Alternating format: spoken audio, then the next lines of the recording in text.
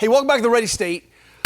Today we are talking about starting power. Now, one of the things that we know to be really important is seeing if athletes can generate force without a counter movement. Now, what is a counter movement? A counter movement means that I'm getting some eccentric load and some elastic coil, right? Some rebound. So, for example, if you look at the work of Cal Dietz, triphasic training, what we see is we've got kind of three options here. I can really focus and highlight on the eccentric movement, the concentric move, or the isometric movement. So when we're asking athletes to go from a dead start, which is hugely important for a lot of our control, we need to make sure that they can basically create a stiff isometric position and then create concentric motion out of that. Which is one of the reasons we pause our athletes in their squats so they can just basically, from a dead start, be able to stand up. What we often see is that kids cannot create this movement without a counter movement. What you'll see, for example, is athletes being able to jump from a flat foot balanced position. People have to shift onto their toes and load the calf. So the counter movements, actually, you'll see might be expressed by being able to have the knees come down, knees come forward and back up. That's a counter movement. You'll see that the knee coming in during a squat, that's another kind of counter movement. I'm rebounding off the adductor tension there. So when we begin to appreciate that, hey, seeing some of these twitches or these movements of the bottom positions, very effective. I mean, if I'm not very strong, being able to tap into my elastic positioning is important, which is why we train with kettlebells and dumbbells and why we do plyometric training. You need to be able to learn to store that energy and return it. But often, we see the problem with poor coordination and poor strength in some of these end range positions is that people are not very competent at generating straight up concentric power without a counter movement. So oftentimes we'll see butt come up first, which is another form of kind of a counter movement. So one of the ways that we can improve that neuromuscular coordination, because I want counter movement to be a choice, right? I want to be able to have concentric power, isometric control, and concentric return from those things. That's what tissues have to be able to do. I'm going to show you one of my favorite ways to improve your starting power. So being able to get to the bottom and generate pure force from out of the hole.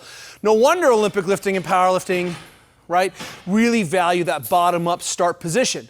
That deadlift, health lift is crucial. That first push in Olympic lifting, these are crucial skills, and kids and adults who master those positions tend to really be competent in the movement sphere. So to get something, 7 bottom lines, I love to have kind of 16 things going on at once. If I throw the leg up into a kind of a classic, we'll call it hamstring stretch, right? Instead of just pulling on the tissues here, I like to do these lockouts.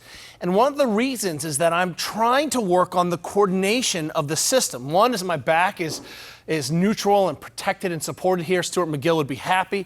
But 2 here is that when we see that people get to build these end range tensions, one of the reasons counter motions are difficult for people, or performing motions without counter movement, is that if I get to near end range and don't have the coordination or the end range feel, I'm going to have to do something to get going, right? And so in this position where I'm pretty loaded, this is like a deficit. Imagine this is like a snatch grip deadlift in this position, right? I'm pretty end range, I'm pretty hinged over. This would be a stiff-legged deadlift. But in this position, teaching my quads to turn on and co-contract in this position, to be able to work against my stiff hamstrings, is a crucial skill. So one of the things that happens is that while I'm also simultaneously working on improving sliding surfaces or stiffness in the hamstring here, I'm also teaching my quadriceps to be able to recruit against that hamstring tension. So even as I get end range, I can still have this momentary impulse. Now I might not like it, I need to hang out here at end range, right, in this big stiff end range isometric position, but I should be able to get on. And what we see is that a lot of times when we put athletes near this end range and we ask them to get their quads on, I get this lazy quadriceps kind of knee extension driven position. Right, we always think about the quads doing this, but the quads also do this. They bring that hip through the same way your triceps brings your elbow through without always extending your forearm.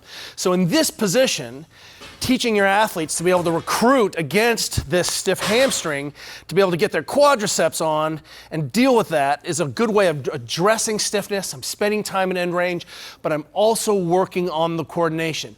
Can I recruit against all of that tension, especially as I start to get end range, right? Still have full quadriceps engagement. And then what you'll see is when you stand up, and the next time you're pulling, you're like, oh, it's not always about creating a counter movement. I can recruit here against this stiffness, which means I have better starting push factor. I can push through the ground because I can get my quads on in that bottom position, which is no wonder some of the best deadlifters, pullers in the world say, hey, the sooner you get your quadriceps on, the better. So sometimes it's not always about strength. Sometimes it's just about coordination, but ditching that counter movement is going to be a crucial piece to improving your ability to generate power when you want it.